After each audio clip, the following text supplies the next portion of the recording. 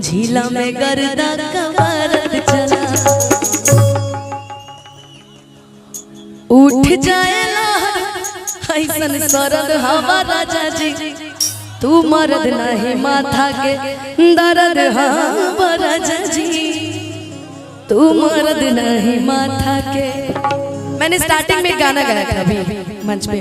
तो आप आए नहीं थे तो अब सोच रहे हैं कि जब आप आ गए तो आपके लिए गा दिया जाए कि वैसे चश्मा नहीं लगाया कि चश्मा लगा के हैंडसम लगा तारा कि साउथ वाला हीरो से ना कम लगा तारा। हमारे सनी भैया साउथ वाला हीरो जैसा लगे कबो कबो। हेलो इधर आओ। ये बिना पेंदी का लोटा है ये बिना पेंदी वाला लोटा है सब तो ठीक है तनी मनी बिना हम गाना इधर करेंगे नाच ऐसे ऐसे रहेंगे कुछ समझ ही नहीं आ रहा है लेकिन लोग दीवाने हैं भाई हैं कमर तो कसा उमर तोर सतरे सतरे जवानी चढ़ल गतरे गतरे बढ़ावले बा खतरे खतरे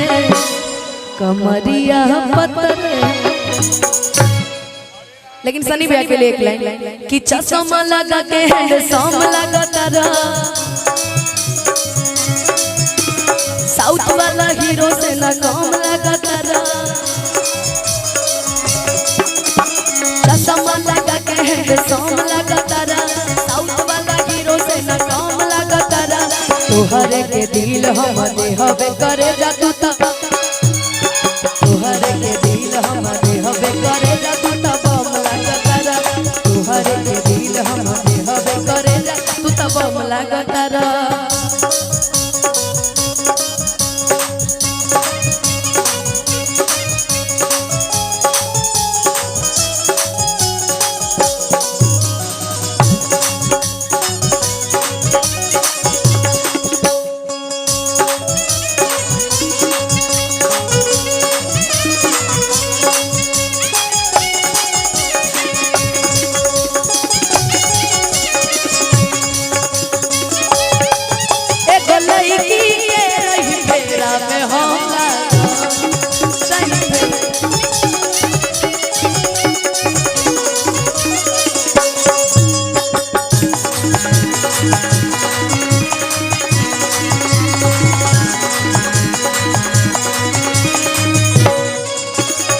हीरो हो धीरे धीरे हंस के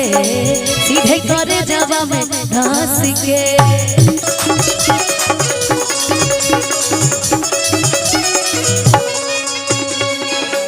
कि मुस्कान मारेला सीधे जान मारेला सही कहीं दे करे जा हमर जान मारेला। हेने आवो हेने आवो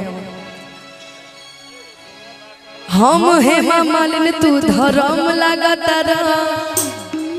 साच कहीं अनु के सनम लगा तारा अरे तोहरे के दिल हम देहबे करे तू तब बम लगा तारा